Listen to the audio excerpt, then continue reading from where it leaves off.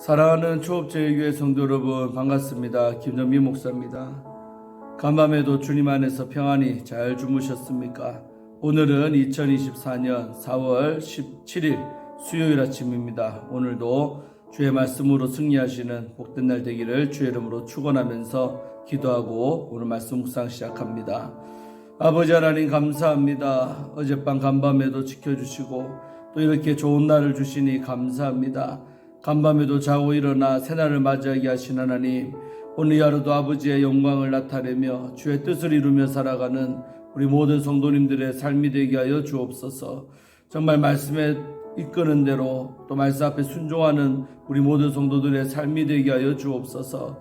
오늘 하루도 그렇게 말씀으로 살려고 또 말씀 묵상하오니 말씀 증거하는 종의 입술에 성령으로 기름 부으사 참으로 아버지의 말씀을 잘 대언하게 하시고 또 우리 성도님들도 그 말씀 받고 승리할 수 있도록 도와주시옵소서. 감사드리고 예수님 이름으로 축복하며 간절히 기도하옵나이다. 아멘.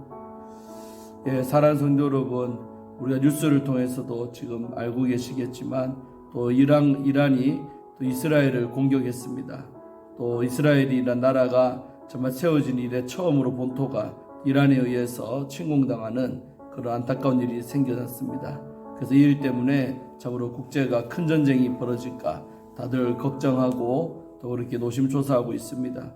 또 다행히 아직까지는 이스라엘이 보복하지 아니해서 크게 번지고 있지는 않지만 또 우리가 이 일을 위해서 중보기도해야 될 줄로 믿습니다.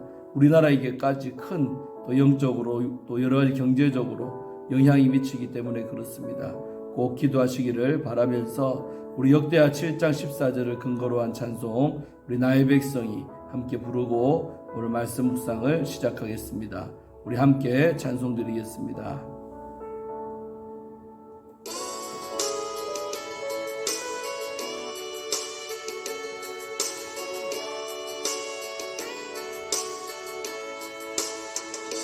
나의 백성이 다 겸비하여 내게 기도하며 나의 얼굴을 구하여서 그 악한 길 떠나며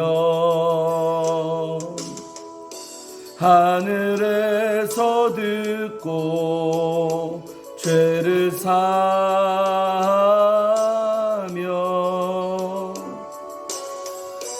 그들의 땅을 고치리라.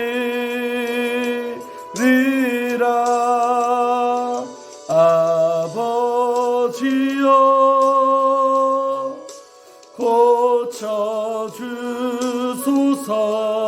고쳐주소서. 이 나라 주의 것 되게 하소서. 주 하나님 간절히 기도하오니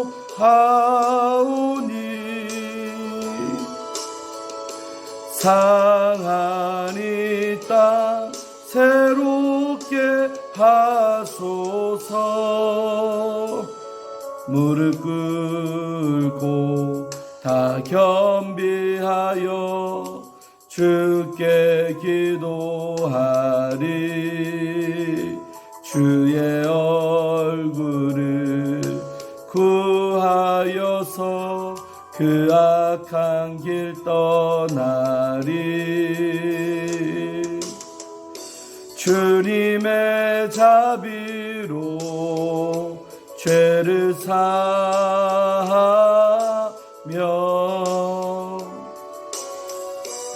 주님의 자비로 임하소서.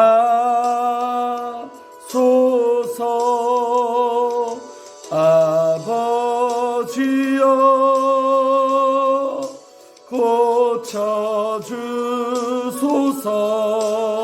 고쳐주소서. 이 나라 주의 것 되게 하소서. 주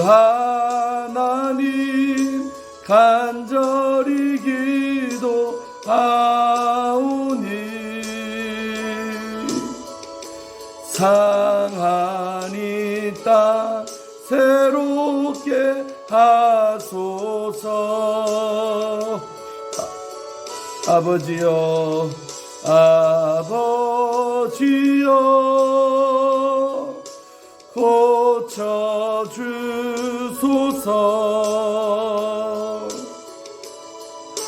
이 나라 주의 것 되게 하소서. 주 하나님 간절히 기도하오니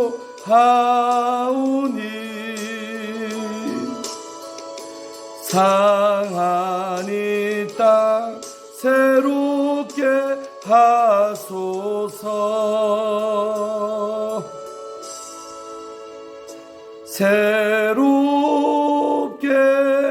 하소서.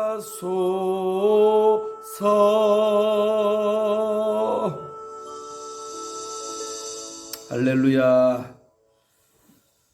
정말 이 땅에 전쟁이 일어나지 않도록 우리가 중보하면 하나님께서 우리의 기도를 들으시고 그 땅을 고쳐주시고 또 새롭게 하실 줄로 믿습니다. 자, 오늘 말씀 우리 함께 보겠습니다. 우리 사무엘하 21장입니다. 21장 1절에서부터 14절까지의 말씀 함께 보도록 하겠습니다. 제가 읽어드리겠습니다.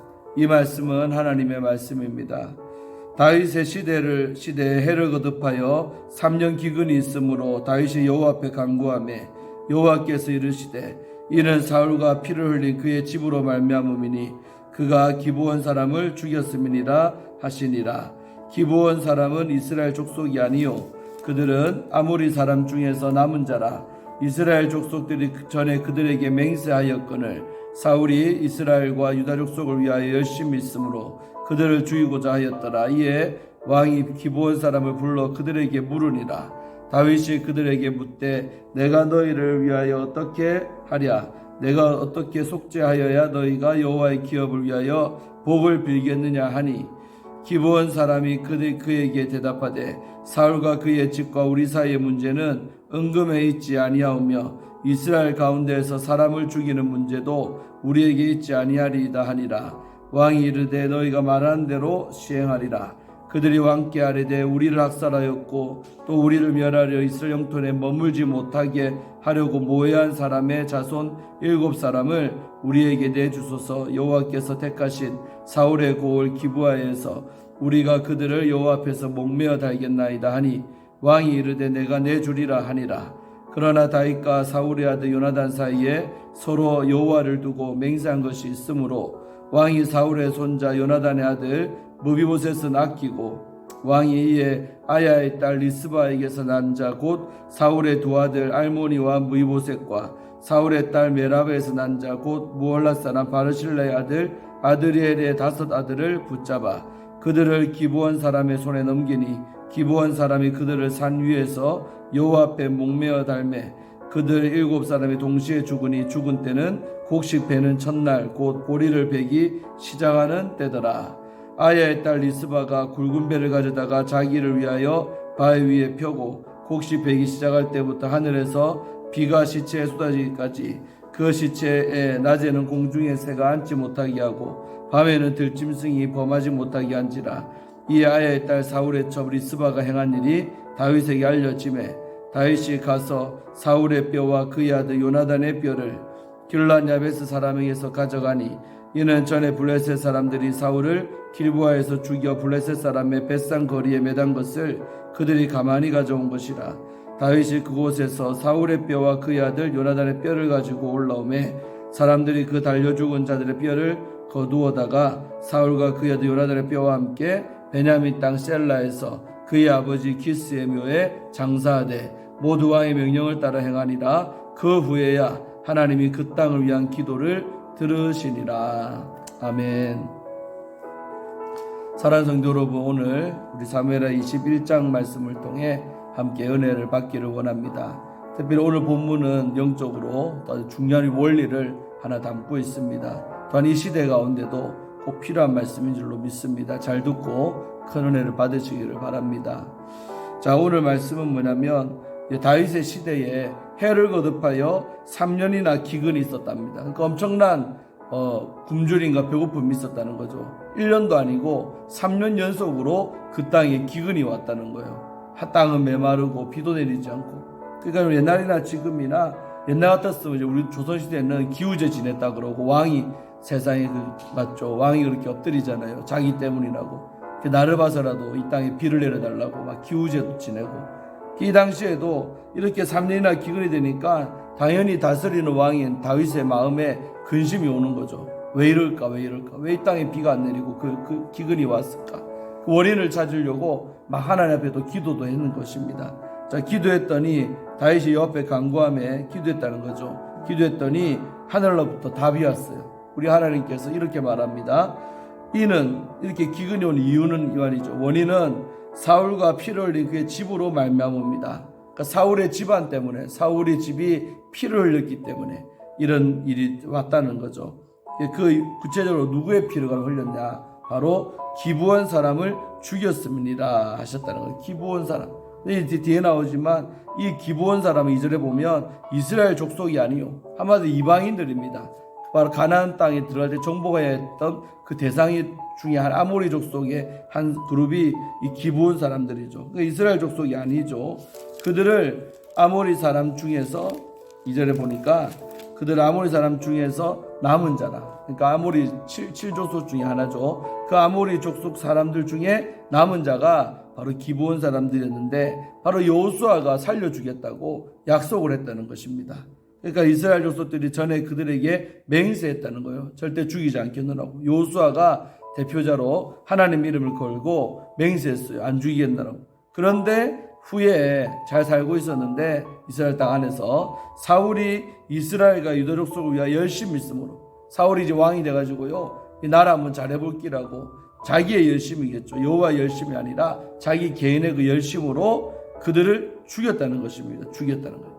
그들을 죽이고자 하였더라. 이에 왕이 기브온 사람을 불러 그들에게 물었다는 겁니다. 이게 무슨 말이냐면 기근의 원인이 바로 억울한 죽음, 바로 하나님 이름을 걸고 맹세했는데 사울이 그 하나님 약속을 무시하고 그 기브온 사람들을 학살을 한 것입니다. 몇 명이 죽은지는 성경에는 안 나오지만 상당수 많은 자들이 억울한 죽음을 당했다는 거죠. 이스라엘 땅에 그런 일이 있었다는 것입니다. 그래서 이제 왕이 그 억울한 사람들, 기브온 사람들의 남은 자들을 불러가지고 그들에게 물었다는 거예요. 내가 어떻게 할까? 어떻게 너희들을 해주고 물어본 거예요. 3절에 다윗이 그들에게 묻되 내가 너희를 위하여 어떻게 하랴? 어떻게 하면 좋겠느냐? 어떻게 너희 억울함을 풀어줬으면 좋겠느냐? 묻는 것입니다. 내가 어떻게 속죄하리냐? 너희가 여호와의 기업을 위하여 복을 빌겠느냐? 한마디로 이들은 마음에 앙심을 품고 사는 것입니다. 살아남은 자들이요, 얼마나 억울하겠습니까? 자기의 아버지가, 자기의 남편이, 자기의 아들이 억울하게 사울에 의해 죽었어요. 그러니까 그 땅에 살면서도 그 땅을 맨날 복비기를커녕 저주하고 사는 겁니다. 그러니까 그 땅에 기근이 왔다는 겁니다. 억울한 사람들의 원한들 때문에, 죽음 때문에 그들이 저주를 막 퍼붓고요, 복을 빌지 않았던 것입니다. 그러니까 다윗이 어떻게 하면 너희들 마음 풀려서 이 여호와의 기업을 복을 빌어 주겠느냐, 마음 풀리겠느냐 물어봤어요. 자, 그랬더니 이 기브온 사람들이 하는 말이 그에게 다윗에게 대답하되 사울과 그의 집과 우리 사이의 문제는 은금에 있지 아니하다. 이 말이 뭡니까? 아무리 억만금을 줘도 안 풀립니다. 이 말입니다. 돈에 있지 않습니다. 돈으로 보상해줘도 아무 소용없습니다. 이 말입니다. 은금에 있지 아니하오며 이스라엘 가운데서 사람을 죽이는 문제도 우리에게 있지 아니하니이다. 그리고 우리가 보복하려 해도 그럴 힘이 우리에게 있습니까? 그러니까 그들을 죽일 수도 없지 않습니까? 이 말이에요. 왕이 이르되 너희가 말하는 대로 시행하리라. 그러니까 그렇게 말하는데 왕이 너희가 시킨 대로 내가 다 해줄게. 말해봐라 이 말입니다. 시행하리라. 그랬더니 5절에 그들이 왕께 아뢰되 우리를 학살하였고 또 우리를 멸하여 이사영토에 머물지 못하게 하려고 모해한 사람의 자손 7사람을 우리에게 내주소서. 한마디로 사울의 집안에 인간들 7명 우리한테 넘기세요 이 말입니다. 그러면 우리가 그들을 여호와께서 택하신 사울의 골, 하필이면 다른 데도 아니고 바로 사울이 정치했고 자기의 고향이었던 그 기브아에 가서 거기서 그들을 여호와 앞에서 목매어 달겠습니다. 죽여버리겠습니다. 이 말입니다. 생사람 7을 잡아서 우리에게 달라는 거예요. 우리가 그들을 사울의 고향인 그 기브아 땅에 가서 목매어 달겠습니다. 그러니까 왕이요 들어주는 거예요. 다윗이요, 기근이 큰 문제니까 그래 너희가 그걸 원한다면 내가 내줄게. 그러면서 이제 내주기라고 6절에서 약속을 하죠. 왕이 이르되 내가 내주리라. 자 7절에 보면 이제 다윗이 고민되겠죠. 돌아와서 사울의 남은 자 7을 내주라. 그러니까 그들은 이제 짐 살아있지만 곧 죽을 사람이죠. 자 그랬는데요 7절에 보니까 다윗 생각에 이렇게 했어요. 그러나 다윗과 사울의 아들 요나단 사이에 서로 여호와를 두고 맹세한 것이 있으므로, 여러분 생전에 다윗과 요나단 사이에 서로 봐주겠다고, 내 자손 너희 자손끼리 서로 잘 도와주겠노라고 이렇게 약속을 한 것이 있었어요. 그 약속 때문에 사실은 그 무이보셋도 왕의 상에서 식탁도 같이 밥도 먹고 하는 은혜를 누리고 있잖아요. 이때도 그 맹세한 것이 있으므로 왕이 사울의 손자 요나단 아들 무이보셋은 아끼고, 그러니까 7명의 명단에서 이 요나단의 아들 무이보셋을 제외시킨 겁니다. 무이보셋도 유력한 대상자 중에 하나 아닙니까? 그런데 그 무이보셋은 요나단하고 자기 사이에 약속 때문에 이 죽음의 칼날을 비껴가게 된 겁니다. 와, 여러분 성경 재밌죠? 그래서 우리 부모님들의 헌신 또 주의 종과 약속한 것들 때문에 하나님이 후대에 이런 일이 벌어질 때 그 생명의 위협으로부터 비껴가게 하는 은혜를 이 무이보셋에게 베푸는 줄 믿습니다. 요나단이 다윗과 언약을 안 베풀고 서로 은혜를 안 입혀줬으면 이런 일이 있겠습니까? 아마 이때 무이보셋도 아마 죽었을 것입니다. 근데 무이보셋은 살아남았던 것이죠. 자 그러고 나서 이 무이보셋은 애끼고, 그러니까 제외하고 누구를 내주느냐, 왕이 이에 아야의 딸 리스바에게서 난 자, 리스바는 사울의 첩이었어요. 그 첩이었던 리스바에서 난 자 두 아들 알모니와 무이보셋. 여기서 나는 무이보셋은 동명이인입니다. 그래서 알모니라는 사람 아들 또 무이보셋 둘이를 정했어요. 내주기로. 리스바에서 난 아들 둘이. 그 다음에 사울의 딸 메랍. 여러분 메랍 기억나죠? 그 메랍에게서 태어난 자 무올라 사람 바르실레의 아들 아드리엘의 5아들. 이 바르실레도 역시 동명이인입니다. 다른 바르실레, 우리가 지난번에 봤던 그 나이 많은 노인이었던 그 바르실레가 아닙니다. 그래서 그 바르실레의 아들 아드리엘이라는 사람이 있었는데 이 사람의 5 아들이 있대요. 이들 5명, 총 7명 됐죠. 그래서 생사람 잡는 거죠. 이들 7명 잘 살고 있었는데 이 보복 때문에 교대해주게 되는 겁니다. 7명을 그 기브온 사람에게 죽여라고 내주는 거예요, 다윗이. 그래서 9절에 그들을 기브온 사람의 손에 넘기니 기브온 사람들이 그들을 산 위에서 여호와 앞에 목매어 달아라. 그래서 목매어 달아 산 사람들이 다 목매달아 죽게 됩니다. 그래서 7사람이 동시에 한날에 죽게 됩니다.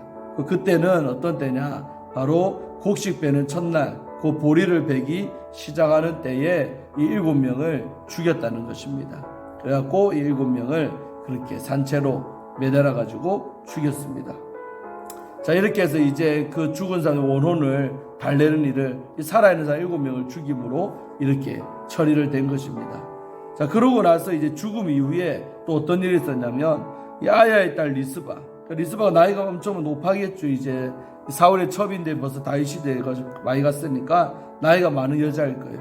그 사야의 딸 리스바는 졸지에 2 아들을 잃어버렸잖아요. 그러니까 이 엄마는 얼마나 마음이 또 아프겠습니까? 살아있는 아들들 둘이를 목매달아 죽게 했으니. 그래서요 굵은 배를 가져다가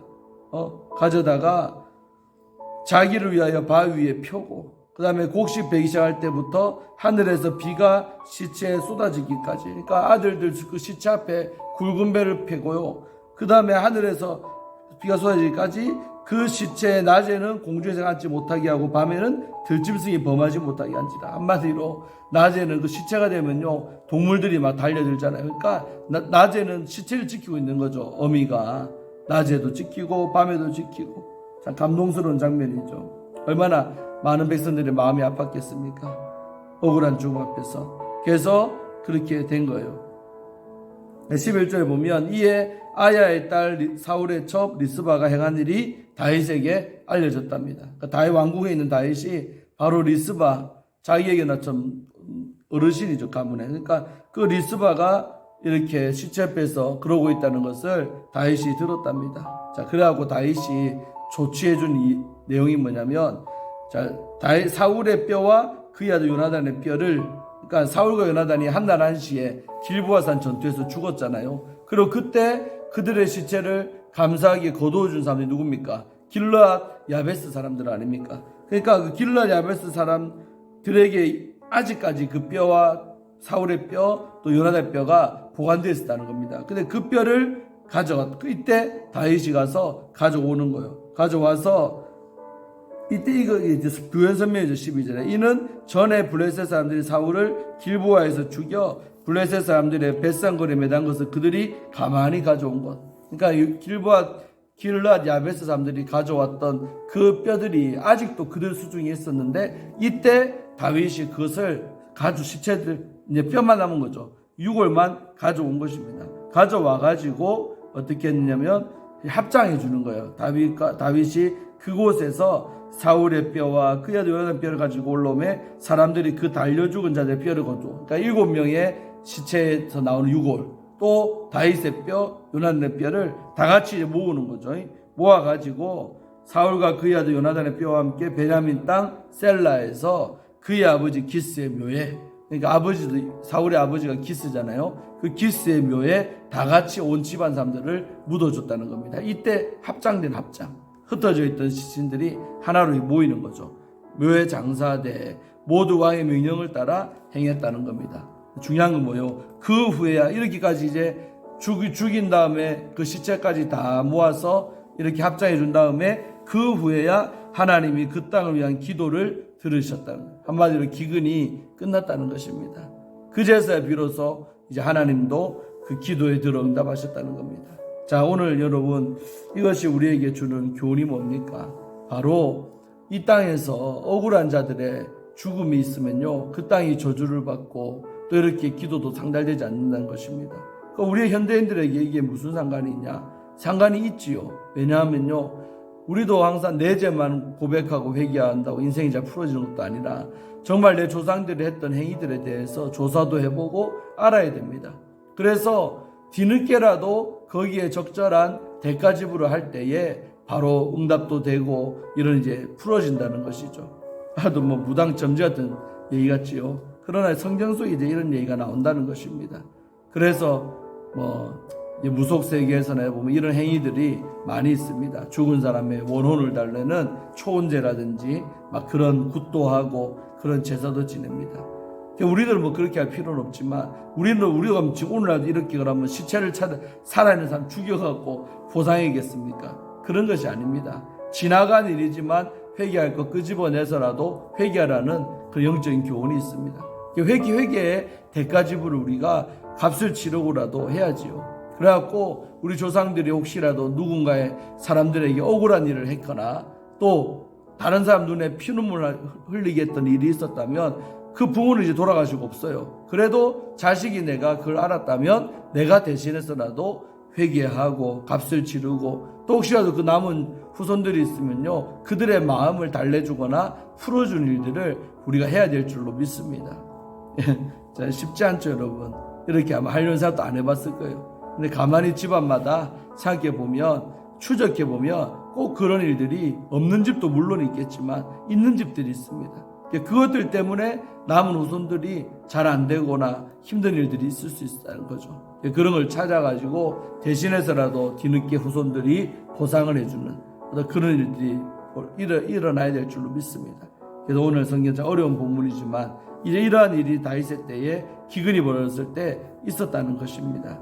그래서 우리는 똑같이 할 필요는 없지만 이 속에 있는 이런 영적인 교훈을 잘 받고 우리가 회개해야 될 줄로 믿습니다. 내 조상들의 죄, 지나간 선조들의 죄까지도 내가 알고 특별히 억울한 사람들의 또 죽임이 있었다거나 또 죽는 것은 아니어도 억울한 사람들의 원한이 맺게 되는 것이 있었다면 후손인 우리가 나서서 풀어주는 역사가 있을 때 남은 이 땅에 우리 사람들이 잘 될 줄로 믿습니다.